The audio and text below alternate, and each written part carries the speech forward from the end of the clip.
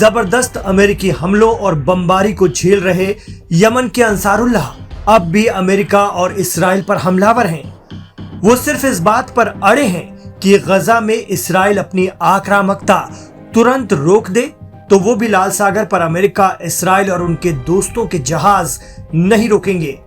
वो कह रहे हैं कि हम हवा में बिखर जाएंगे लेकिन नाइंसाफी के आगे नहीं झुकेंगे।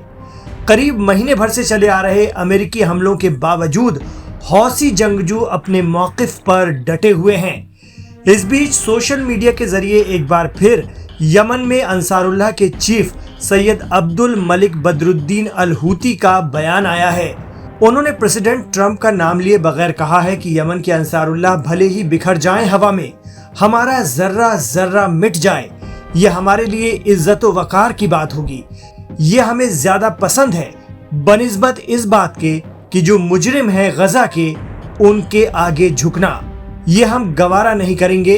जुल्म करने वाले और अहंकारियों के सामने सरेंडर करना हमें मंजूर नहीं, इस दुनिया में तो कभी नहीं, कभी भी नहीं। Houthi chief Abdul Malik al Houthi के इस ताजा बयान को देखें तो उन्होंने साफ कर दिया है कि यमन के अंसारुल्लाह अभी और फाइट करेंगे अमेरिका और इस्राइल से।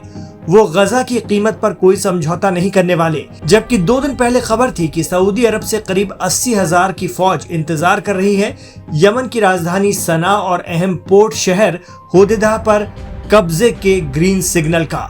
आपको बता दें कि यमन और सऊदी की सरहद मिलती है। यमन के एक हिस्से पर अब भी सऊदी समर्थक अब्दुल रब मंसूर हादी की हुकूमत है। इस बीच यमन के अंसारुल्लाह ने सऊदी, यूएई, जॉर्डन और मिस्र को अमेरिका की कठपुतली बताया है। उनका आरोप है कि गजा की मौजूदा हालत के लिए ये मुल्क जिम्मेदार हैं। उन्होंने गजा में इस्राएली आक्रामकता के खिलाफ आवाज नहीं उठाई। गौरतलब है कि अरब खित्ते में यमन के अंसारुल्लाह ही गजा में पिछले 18 महीने से इस्राएली हमलों के खिलाफ मुसल्लह जंग में हैं और उन्होंने साफ कह दिया है कि जब तक उनके पास हथियारों का जखीरा है वो लड़ते रहेंगे। ऐसे में अमेरिका को हूती चीफ की ताज़ा धमकी के कई मतलब निकाले जा रहे हैं। एक्सपर्ट मानते हैं कि ये उन अरब मुल्कों को भी पैगाम है जिन्हें हूती अक्सर लताड़ते हैं। वो बता रहे हैं कि मिट्टी में मिल जाएंगे, हवा में बिखर जाएंगे, लेकिन ताकतवर लोगों के आगे नहीं झुकेंगे। पिछले दिनों हूती चीफ ने अरब और मुस्लिम मुल्कों को ये कहते हुए तंज किया था कि आखिरत में खुदा का सामना कैसे करोगे। हूती खुद को फिलिस्तीन की आज़ादी के लिए लड़ने वाली सबसे बड़ी फौज मानते हैं। यमन के शिया जैदी कबीले के ये जंगजू इस वक्त यमन के एक बड़े हिस्से में सरकार का हिस्सा हैं, जिसमें राजधानी सना भी शामिल है। Houthi chief Abdul Malik al Houthi हालांकि रूपोश रहते हैं, लेकिन उनके वीडियो पैगाम अक्सर सामने आते हैं।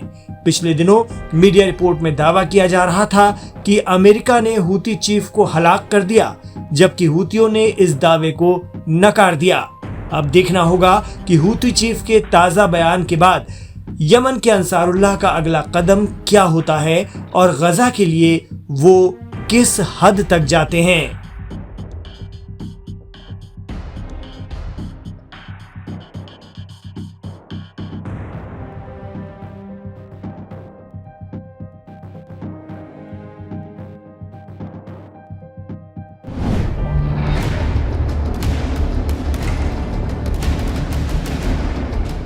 यमन के अंसारुल्लाह या हौसी जंगजू जो इस वक्त गजा के लिए अमेरिका और इस्राइल के साथ 2-2 मोर्चों पर लड़ने का दावा कर रहे हैं, उनके इस अभियान में सेंध लगाने उनके सबसे बड़े दुश्मन सुन्नी मुल्क ने फिर बड़ी तैयारी शुरू कर दी है। जी हां, मीडिया रिपोर्ट की माने तो गजा और फिलिस्तीन के लिए लाल सागर में अमेरिकी जंगी बेड़ों समेत सीधे इस्राइल पर मिसाइल दागे जा रहे अंसारुल्लाह के सबसे बड़े दुश्मन माने जाने वाले सऊदी अरब ने एक बड़े फौजी अभियान का प्लान बनाया है।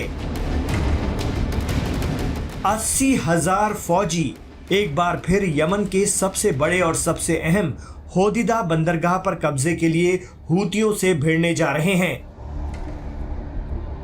गौरतलब है कि सऊदी अरब यमन का पड़ोसी है और उनका यमन की जैदी शिया हुकूमत यानी अंसारुल्लाह से 36 का आंकड़ा है। एक्सपर्ट मानते हैं कि पिछले 1.5 माह से हूतियों से लड़कर बेदम हो चुके अमेरिका और इसराइल ने सऊदी की इस पहल में मदद करने का वादा किया है। जानकार तो ये भी मानते हैं कि बिना अमेरिका की मदद से ऐसा प्लान मुमकिन भी नहीं है। आरोप लगता है कि यमन के हूतियों के कंट्रोल वाले हौदीदा बंदरगाह के जरिए ही ईरान उन तक अपने किलर ड्रोन और मिसाइलें पहुंचा रहा है। सऊदी का प्लान है कि सीरिया की तरह अगर इस पोर्ट पर भी कंट्रोल कर लिया जाए तो हौसियों की ताकत पर काबू पाया जा सकता है। मीडिया रिपोर्ट बता रही है कि अगर यमन में सऊदी का ये अभियान कामयाब हो जाता है तो इसी तरह का अभियान यमन की राजधानी सना पर कब्जा करने के लिए भी चलाया जा सकता है।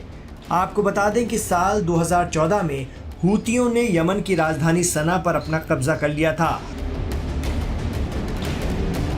उस वक्त प्रो सऊदी हुकूमत को यमन छोड़कर सऊदी शिफ्ट होना पड़ा था। यमन के प्रेसिडेंट अब्दुर्रब मंसूर हादी अब भी सऊदी में हैं और वहीं से यमन के एक हिस्से में निर्वासित सरकार चला रहे हैं। आरोप लगता है कि हूतियों ने ईरान की फौजी मदद से ऐसा किया था। हालांकि ईरान हूतियों को फौजी मदद के आरोप को हमेशा नकारता रहा है। खबरें बता रही हैं कि करीब 80,000 सऊदी सरकारी फौजी अलग अलग जगह से एक साथ हौदीदा पोर्ट पर हमले के लिए ग्रीन सिग्नल का इंतजार कर रहे हैं। एक्सपर्ट मानते हैं कि शायद यमन के अंसारुल्लाह को सऊदी के जरिए होने वाली इस तरह की किसी भी कार्रवाई की भनक लग गई है। यही वजह है कि यमन की मिलिट्री ने सोशल मीडिया प्लेटफॉर्म के जरिए सऊदी और उनके सबसे पक्के दोस्त यूएई को सीधी धमकी दी है। बकौल हूती, अगर आपने अमेरिका की गुलामी में हमारे अंदरूनी मोर्चों पर सेंधमारी करने की जरा भी कोशिश की तो फिर सना से भी शक्ति संतुलन बनाने में कोई कोताही नहीं बरती जाएगी। हूतियों ने दावा किया है कि यमन की जनता पूरी तरह से उनके साथ है। गुज़िश्ता जुमे को यमन में अलग अलग शहरों और गांवों में कुल मिलाकर 900 रैलियां हुई जो गजा के लिए हौसियों के हमलों का समर्थन था। एक्सपर्ट मानते हैं कि यमन के अंसारुल्लाह का ये दावा दुनिया को ये बताने की कोशिश है कि यमन की हूती हुकूमत अवाम के कंट्रोल से कायम हुई है और उनके हर कदम को यमन की जनता सपोर्ट कर रही है। साथ ही वो लोग गजा और फिलिस्तीन के लिए किसी भी हद तक जा सकते हैं। आपको बता दें कि साल 2018 में यमन, सऊदी अरब और यूएई समेत कई सुन्नी मुल्कों ने मिलकर रणनीतिक रूप से अहम हौदीदा शहर को घेर लिया था। हूतियों के खिलाफ इस अभियान की क़यादत पाकिस्तान के साबिक आर्मी चीफ जनरल राहिल शरीफ ने किया था। इस अभियान को सऊदी प्रिंस मोहम्मद बिन सलमान की भी हिमायत थी, लेकिन हौसियों ने भरपूर मुकाबला किया। सुन्नी मुल्कों का गठबंधन 2-3 साल बाद टूट गया। हूती अब भी यमन के एक बड़े हिस्से पर कंट्रोल रखते हैं। क्या इस बार सऊदी और अमेरिका की कोशिश कामयाब रहेगी? आपको क्या लगता है? हमें कमेंट बॉक्स पर ज़रूर बताएं।